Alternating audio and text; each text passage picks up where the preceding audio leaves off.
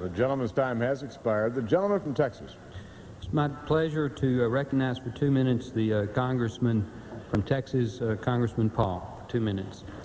The gentleman from Texas is recognized for 2 minutes. I ask unanimous consent to revise and extend my remarks, and I thank the chairman for yielding.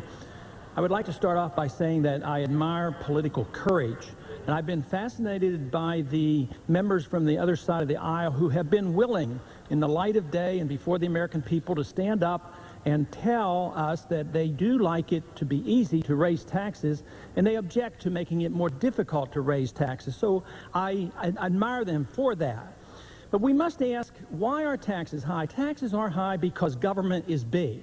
We're dealing with only one half of the equation. As long as the American people want big government, as long as they want a welfare state, and as long as they believe we should police the world, taxes will remain high.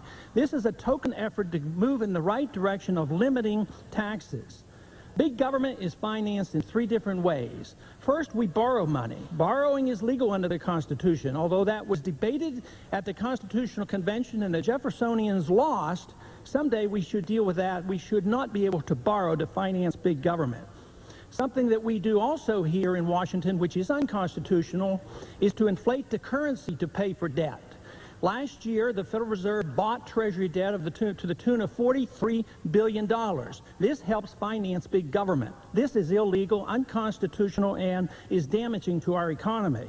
But we're dealing with taxes today. Taxes today are at the highest peacetime level ever, going over 21% of the GDP. The problem is the taxes are too high. I commend Mr. Barton from Texas for bringing this measure to the floor. I would say this is a modest approach. Today we can raise taxes with a 50% vote. I and others would like to make it 100%. It would be great if we needed 100% of the people to vote to raise taxes. I see this as a modest compromise and one of moderation. So I would say that I strongly endorse this move to make it more difficult in a very modest way. The gentleman's time has expired. The gentleman from North Carolina.